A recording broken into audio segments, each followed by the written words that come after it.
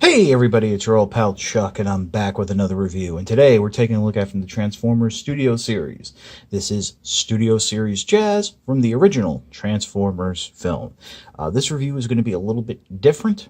If you do remember my Masterpiece Wheeljack review, I will forego doing a proper transformation since this figure has been out for a while, but I will point out certain key points to the transformation that I think other reviewers have kind of glossed over and not focused on. I have Jazz posed with its accessory here, little satellite shield blaster. The blaster can be held in two different ways, either as it is pegged into the wrist of the figure, or using the peg on the blaster can be held in this hand. His hands are different. This is a Scion. I don't even think they make this car anymore, and it is tiny. This was sold at the $20 deluxe price point, and it is the same size, maybe a little bigger than a Legends class figure. But there's a lot going on, so I guess that was the justification for the price. Your mileage may vary. I will just say now this figure goes for about $18 or less on Amazon, so you might be able to get a decent deal at a price that you would feel more comfortable paying. All in all, I think it's a nice looking figure. The backpack does collapse quite nicely.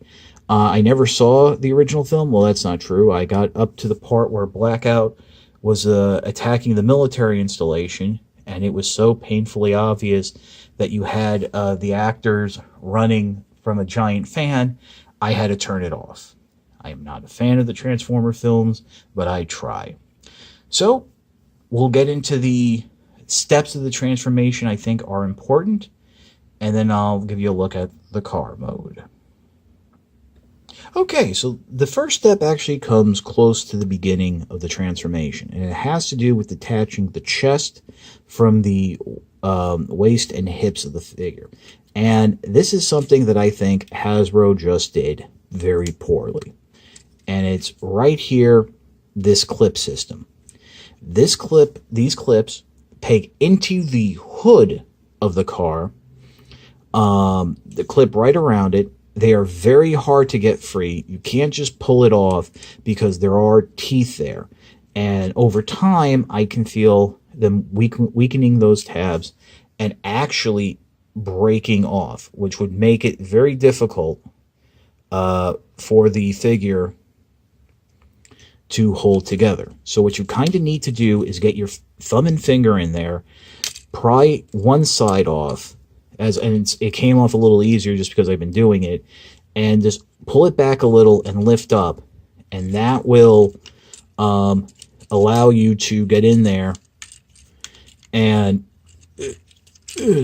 just get everything out and rotate it around fairly easy like that.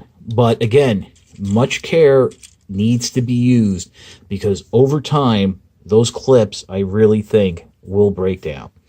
So we'll carry on, and I'll get to the next part, which I think is actually the most important step of the transformation. So, of course, it's not shown in the instructions. Okay, so here we are. We're basically at that point where you're going to collapse the legs and waist into the canopy of the car and then bring everything together. Now, the instructions show that you do need to have this double hinge joint folded up so that it's even, and there are tabs there on the waist section that will fit into slots there. What they don't show you is right here on the roof of the car in clear plastic, of course, is a peg. That peg has to fit into the hole right here on the back of the figure. If it does not work, as you have probably seen in other reviews, the car will be very gappy and the panels just won't come together. You have to get it in there. So what I suggest is give yourself plenty of room. Don't bring the legs together or anything like that until this is done. Get everything else lined up. Push, and it will audibly snap into place. Once that is done, once you have all that done, you can then continue along, and as you can see right there, the foot, the leg, will all fit in quite nicely.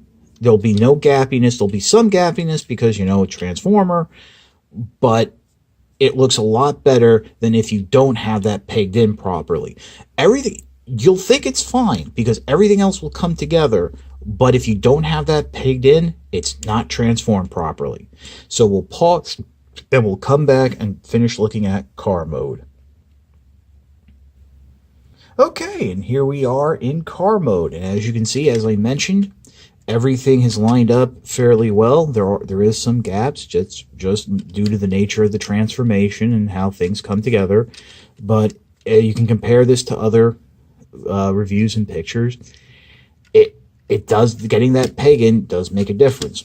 The weapon can store here on the tail fin, as I'm sure you've seen before. We'll just go ahead and remove it, just give you a clearer look at the car. And it's small, like it fits in the palm of my hand. Again, $20 figure, the size of a Legends class. You might have an issue with that. You might not. That's up to you. It's going for a lot less than $20 now on Amazon, as I already mentioned, and you might be able to find it for even less at other retailers. I enjoy it. I enjoy the transformation. I really enjoy the transformation knowing that I'm doing it right and everything's coming together. And that's, goes against the fact that I am not a fan of this look for Jazz. I think it's an ugly robot. I think it has an ugly face, just an ugly robot mode like most of the movie figures. But I got to admit, the Studio Series transformation is a lot of fun. So even if you're not a movie fan, which I doubt is a very small minority of you, this is worth a pickup. Yeah, there's really nothing else I can say. So, this is your old pal Chuck for Jazz. We will see you next time.